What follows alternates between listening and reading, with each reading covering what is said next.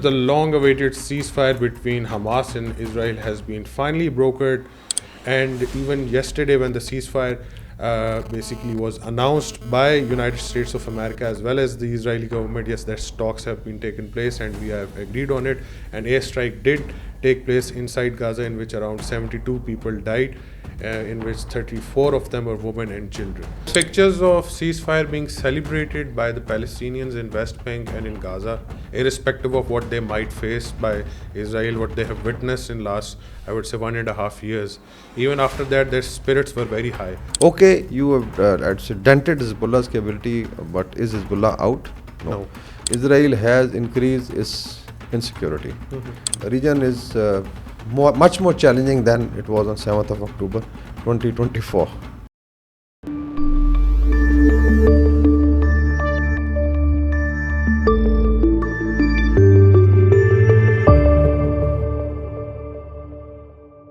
Greetings everyone and welcome back to the TFT Perspective. So viewers, the long-awaited ceasefire between Hamas and Israel has been finally brokered by USA, Egypt and Qatar. The announcement came by the Qatari Prime Minister inside Qatar, and a few contours of when it comes to the ceasefire is that this ceasefire is going to be held for at least 42 days. It's going to be monitored by different international bodies.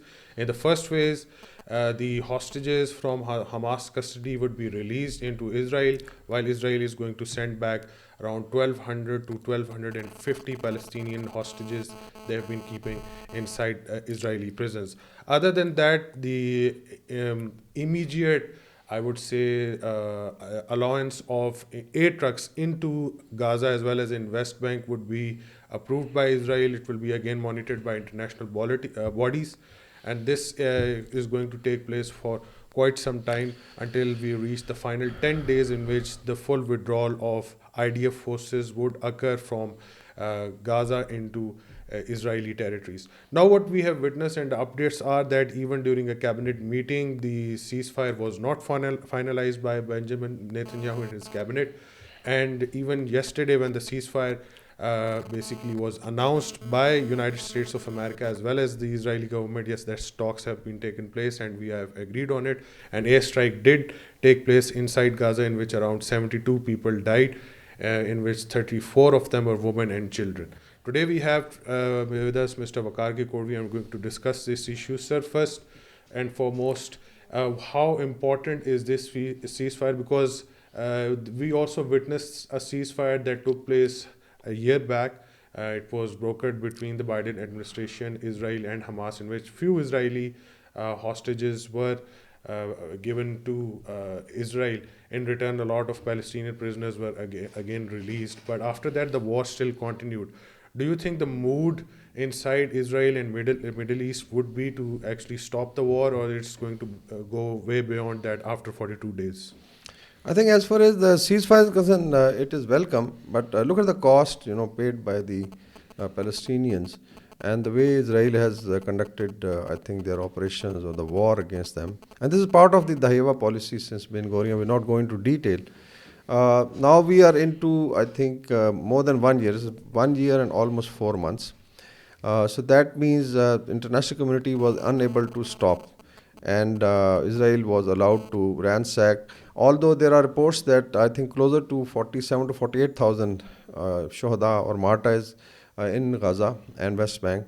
But there was also a report that probably death toll is much larger. Somebody saying it's more than 50% still unaccounted for. So I think if you add the wounded and the martyred, it's I think 150,000 casualties.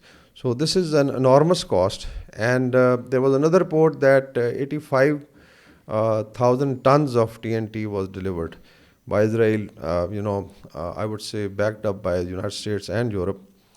So that means equivalent to almost 6 to 7 Hiroshima-sized atomic bombs. So and they have plastered Gaza to, I would say, a ruble. And it's visible. This is one, I think, war which has been telecasted live. Entire world is. Unfortunately, I would say the world conscious has kept sleeping, and still, you find this gimmickry about what is happening in the Israeli parliament. And probably there is a push from the right wing that they want that in case something let's say, doesn't go the Israeli way, they should be able to restart the war. And now there is a, I would say, a narrative coming from the right wing Israeli media as well. So it's very, very unfortunate, but still some relief. Let's say if it holds, it is going to, I think, start from 19 January, and Israel is again going all out to cause maximum damage to, let's say, Palestinians, civilians, children, and women. But on the other side, we've seen celebrations also within, I think, West Bank And you know and what was Gaza. the surprising part?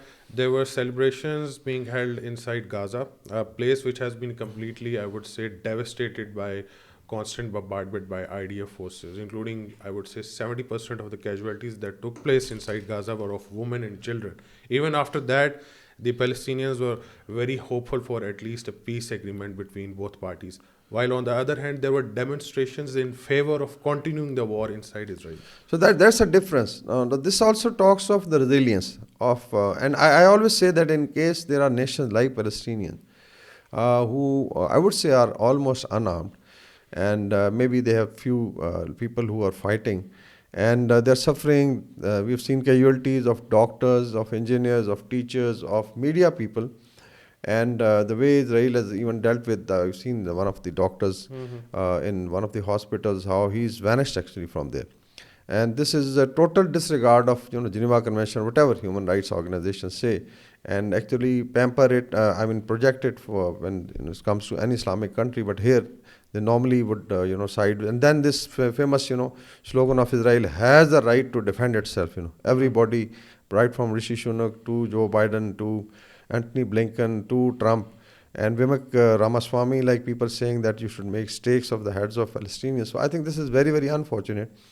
But also speaks of that in case your cause is right, and Palestinians have paid a very heavy cost, and in case peace returns and Israel withdraws, so I think it's going to be a huge defeat for Israel, because they were trying to convert it into a car park, and even Indian media This was was saying that also, turn I it would into a. say, a very strong point given by the Palestinians that their freedom cannot be sold on a whim. What we witnessed, what was taking place and shaping during the Abraham Accords, the Palestinians were coming completely negated. Then a corridor was also announced, from South Asia entering into Greece via Israel. Again, the same thing happened. Israel continued to build up their illegal settlements and continued with the siege of Gaza. But this also shows a complete, I would say, resolve from a united nation, I would say, on front, that even after suffering constant 70 years of worth of torture, they still remain firm in their belief, they still remain firm in their independence, and they still want to ensure that their sacrifices don't go in vain.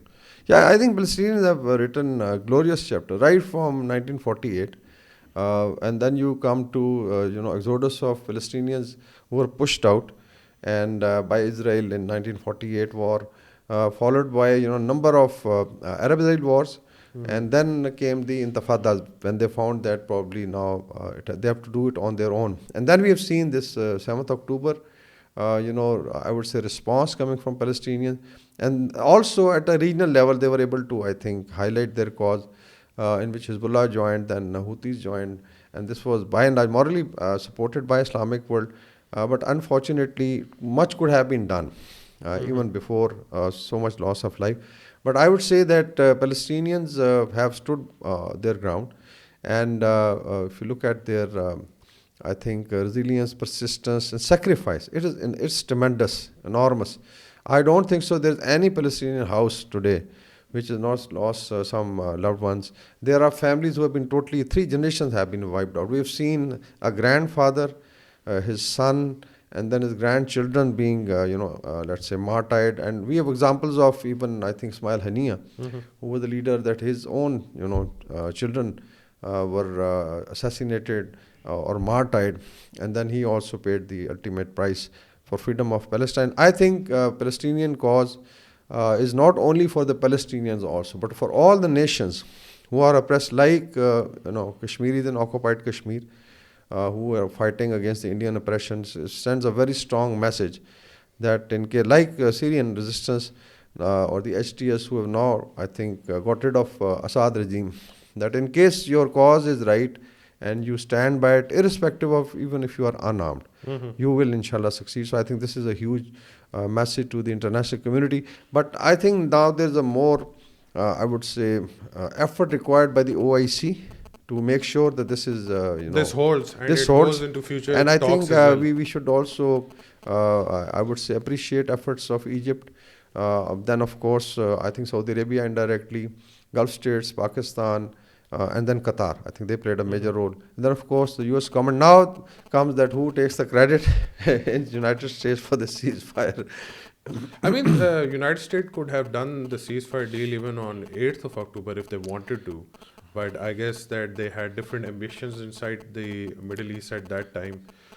Even a lot of Israeli ministers, analysts are suggesting again and again that this is because of American pressure. We are, being the target of negotiations that go not in our favor. A lot of people predicted that first the issue of Gaza and Israel will be secondary when it comes to the Ukraine and Russian peace talks. But they said that we have been hit first. I'm just going to read a small observation coming from the Israeli finance minister Bezalel Smotrich. He said that he's actually a very staunch opponent of the ceasefire deal. He said, "We are in the midst of fateful days, facing a heart wrenching dilemma between the desire to see all the hostages returned to us and the fear of heavy price of deal and its implications for Israel's future." He also wrote on X, "I firmly believe that most of the public rejects attempts to turn this debate into a civil war of hatred and division in our country. We must remember that both supporters and opponents of the deal want to see the hostages back home and to preserve Israel's security." He has also threatened that he will resign even if agreement is brokered and it's been approved by the cabinet as well. Do you think the kitchen is getting hot inside Israel as well? Can we witness a collapse of Benjamin Netanyahu's government? I think if you look at Benjamin Netanyahu's government, especially charges of corruption against him, and some people say that he prolonged the war just to avoid those trials, because naturally, when you are into a war, then people expect the commander-in-chief has to continue. But I would, I think, point out to the larger aims on both sides. What was the aim of the Israeli political-military leadership, the war aim, and how much effort we've calculated? 85,000 tons of TNT, which is equivalent to, I would say, 6 or 7 Hiroshima-sized atomic bombs. They wanted to turn into a car park. They wanted to occupy it, then also suppress. And also they thought they will be able to actually regain Israel's hegemony in the Middle East, at least, and in the Islamic world overall. But I think they have lost very badly, as far as their war aims were concerned. Of course, they have been able to cause a lot of destruction, but they have not been able to, one, break the will of Palestinians or Hamas. Number two, if you look at the kind of ordnance they have delivered, and the way the other, groups, let's say factions like Hezbollah, Kataib Hezbollah from Iraq, Houthis, were treating them like a third-rate military power. So I think the Israeli aura or the hegemonic, let's say, perception in the Middle East has been badly shattered. So any nation can now get up and take them on in case they have, even a small conventional army. That has been, I think, a big loss. The other is, have they been able to geographically do it? Let's say, occupy and sustain it, because this was also part of the plan? No.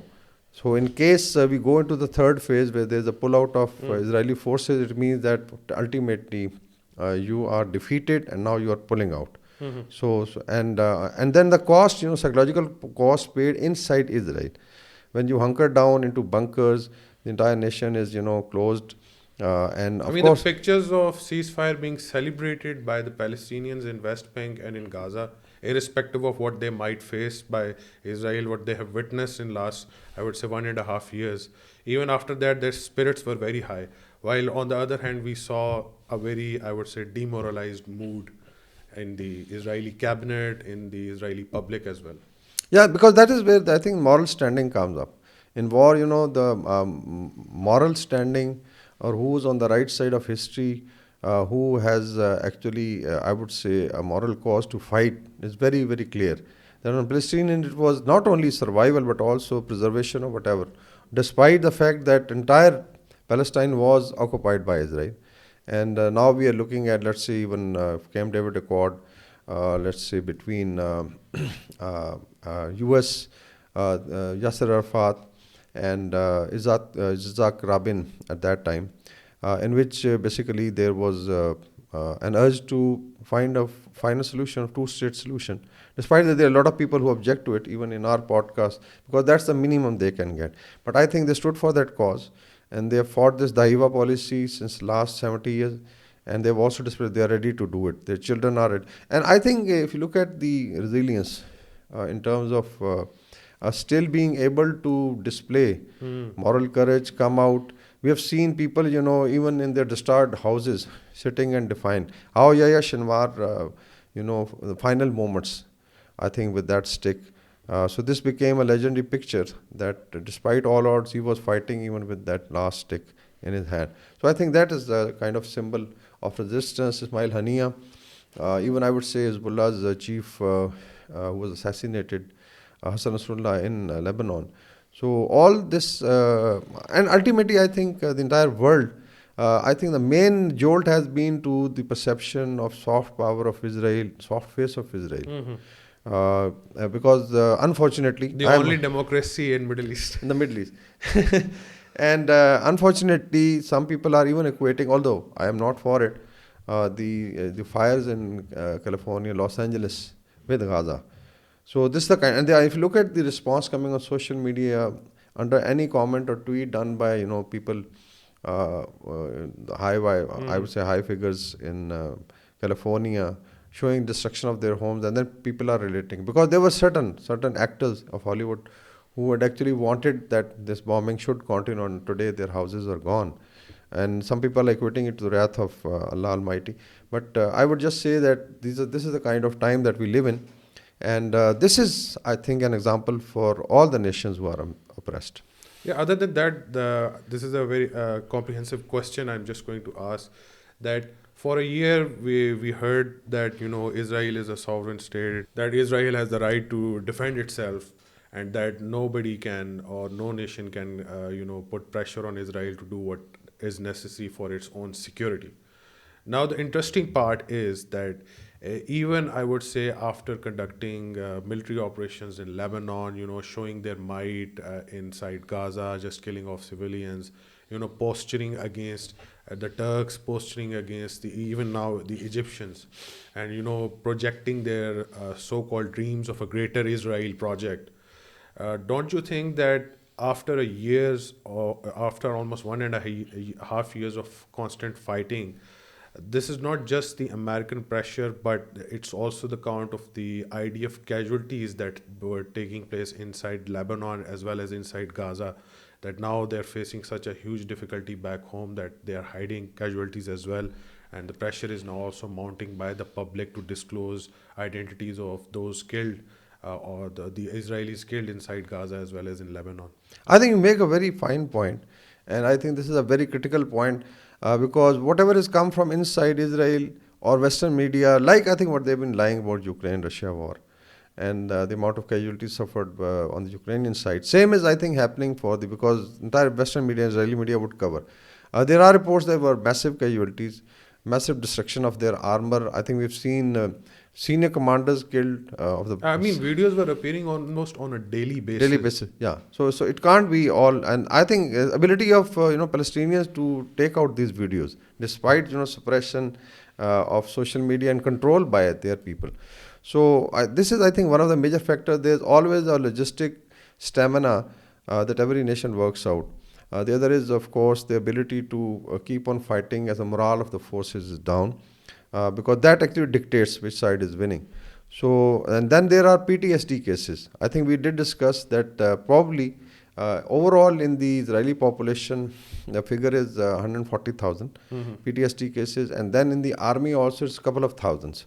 So it means they are also gone for good, because when you become PTSD, it's almost that you become, I would say, a vegetable state or something like that.